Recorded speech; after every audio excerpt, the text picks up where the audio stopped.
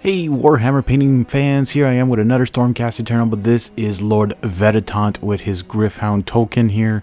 We primed them in a matte white. We did all the basing before, put a whole bunch of cool stuff on the basing here, and we're going to have fun painting these guys. We're starting off with a little bit of Ashen Stone. We're going to be pretty much speed painting these ones with a few touches here and there with the Warpaints Fanatic. As you know, my motto is spend less time painting, more time gaming, and I hope you're enjoying these Warhammer videos. Don't forget to check out my Facebook page, follow that page, and also check out my Instagram as well, and take a look at that. And also don't forget to follow that page as well. The Ashen Stone, we also used it on his the thing over his eyes, his blindfold there, or I guess he's blind maybe. By the way, I do not know the lore of Warhammer too much. I don't read the lore. I mean, all the war scrolls have the lore on it. I do not read it. I just played a spearhead game. Love spearhead. Wish I'd play more. I'm going to have to play by myself, I guess, because no one wants to play this because they find it too easy to play. Anyway, spearhead is fun. You can just buy a whole box of either Vanguard with the old Age of Sigmar Vanguard boxes, the exact same stuff that they're bringing out, just calling it Spearhead now. So they're probably going to charge more because it's a new game, but they're using the exact same models, and that's Games Workshop for you. And this is why originally I didn't want to start playing Warhammer, but this game, Spearhead, got me into it, plus the fact I can have different factions because I'm obsessed with having different stuff instead of having all the same army. And at some point, I want to pick one of them. I might even hold a tournament of the best spearhead that I have, because I've got 8 of them that I hopefully get to paint all one day and not fall behind, because other games are falling behind, like Six Siege, the board game, like Black Rose Wars Rebirth. Marvel Zombies is still fun. Darkest Dungeon is falling behind like crazy. Heck, I even still have some Undead or Alive Zombie side left to paint. Like, this is ridiculous. Anyways, if you guys are liking these Warhammers, please share them, okay? Like them, subscribe to the channel if you're new. Welcome. I'm going to be painting more Age of Sigmar stuff on the channel and showing people who are new to the painting hobby how they can easily paint miniatures. I find I've come a long way with my miniature painting, but I've also come a long way in learning how to use speed paints properly and what kind of techniques is used for it, and how to use Warpaints Fanatics as well. I don't use Citadel stuff anymore. I sometimes use the shades, very rarely. I sold all my Citadel stuff because, one, I didn't like the bottles they were in. The contrast paints are way too expensive, and Army Painter is just a better price range for me. And again, if you want to support this channel, become a member. I have members only videos on A Song of Ice and Fire, but it's not necessarily just about the miniatures that are being painted. It is the common ground that we have of painting miniatures, and you know that this hobby is not cheap. Alright, as you can see now, I'm dry brushing some gunmetal over the armor. You were like, first I was like, why is he using Grim Black for armor? Well, this is the point here, and the fact that it's not reactivating too, because I let it dry quite a bit as well, and it didn't reactivate. And this is the old Grim Black. This is not even the 2.0 version there. This is, I still have some from the original, and it's working perfectly fine. And you know how much I love Goddess Glow on handles and staffs and stuff like that? Well, I still love it just as much now, and it's going on all the handles of the hilts and all that of his staff and his sword here. Using some ruddy fur now for the chainmail metal style. I ended up leaving it like that. Did not do too much to it, just to anyways, it just because he had like a bronze like color, but it wasn't shiny in the chainmail and on these little gryphs. Oh my god, I'm thinking about the token of these little symbols there on his sword. Peachy flesh now for the face. He's got no hair, so it's very easy to paint that face. Pallid bone now for his knee pad and his shoulder pad, or what would you call that? The pauldron? Is it a pauldron on the shoulders? I think so, right? Geez, I should know my terms more when I'm painting stuff, but you know, that thing I just painted.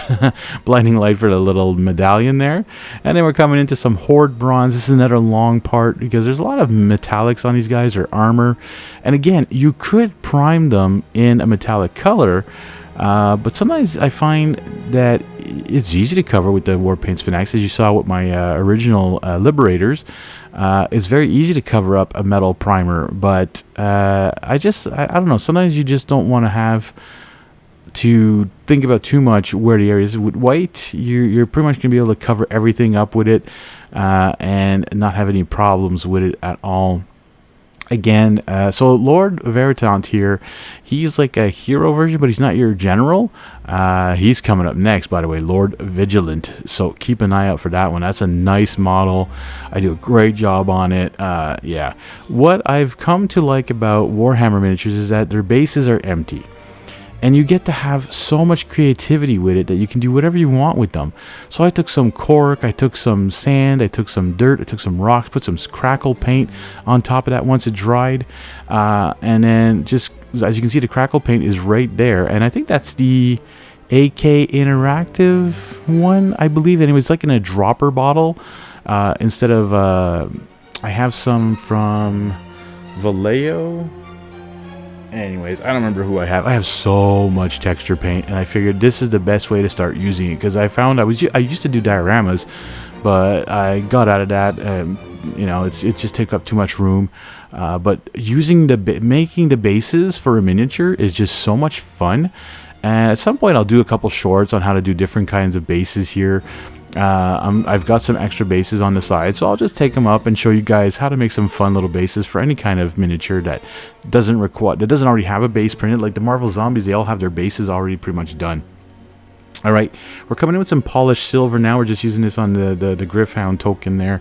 By the way, that token, if it remains on the board, it gives Lord Veritant a ward of 5+, which is whenever you're done your battle and all that, and you have wounds left to deal with, you can roll more dice, and if you get, which is a ward 5, is a 5 or more, you'll remove even more wounds.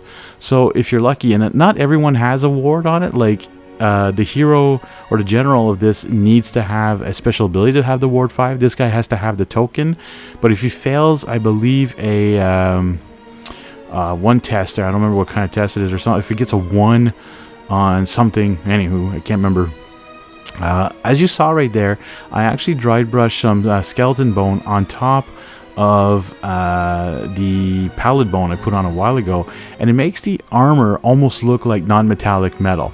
So I've never tried non-metallic metal. I don't know if I want to try it, but anyways, here I'm coming in with some Regal Blue. What a beautiful color for his robes. Just amazing. And the coverage, again, this is Warpaints Fanatic. It is not a speed paint.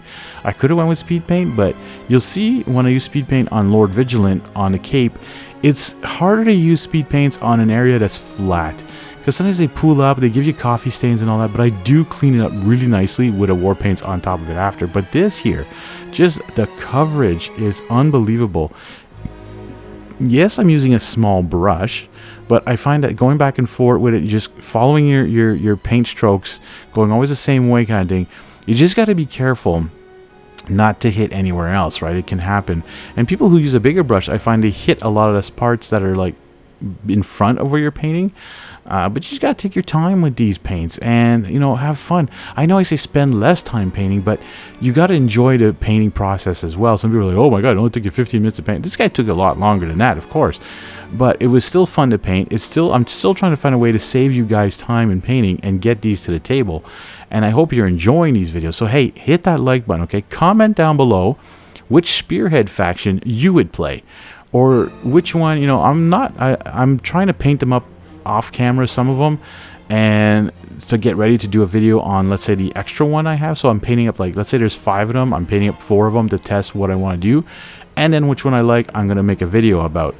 I'll paint that one up separately. So I have one that's gonna end up with the primer only while I'm playing until I get the video going. But anyways, it's still gonna look fine.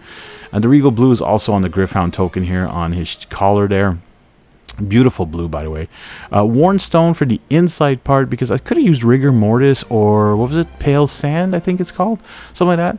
I could have used that for the inside, but you know what, I wanted that little coverage a little bit more. And the worn stone just has a nice beige brown, like, well, very light beige color to it. And then I come in with the crystal blue, highlighting a little bit more, but also glazing kind of, or covering up a little bit of that Regal Blue, keeping it in the recesses, but giving it a whole new look to it as well. But as you can see, I'm covering up a lot of it. It's a good base coat, the Regal Blue, and then I'm just hitting some areas, leaving some of the other areas like that. And I come in with the Arctic Gem and just highlight the real edges where the light might hit the most, and really give it a real lively look to this cloak. Okay. And take your time again here. I know I said, oh, no, don't take time. If you use a speed paint, by the way, this would already be done. You know, it would have created your highlights for you. And you're gonna see again, like in Lord Vigilant, what I do with a speed paint and to highlight to clean up those coffee stains, because they do sometimes create, especially on a flat surface like this where there's not too much to it. Speed paints, what you'd have to do almost is put a ton at the top and just let it flow down the miniature. That is one way I've learned that it works with that. Alright, we're using some Plasma Coil Glow here. Yes, an effects paint from the Iron Painter. Now, in the artwork, this guy's got regular orange flames, but I want to stay with the theme, which Lord Vigilant has as well, is blue flames. And I find it goes with their blue capes, it goes with the blue armor on some of them. You know, it's just, I find this is tying the army together. And I think it would have been a little weird having the orange flames. So I went with this, and as you can see on top of the white, it does a really good job, and it does have a glow effect to it. Anyways, there you go, folks. Lord Veritant and his Gryph token ready for the table. Look at that, nice, you know, just amazing job. I'm sorry, I have to praise myself a little bit there. And I finished off the base as well with some colors. I want to thank you guys so much for watching. We'll see you in the next one.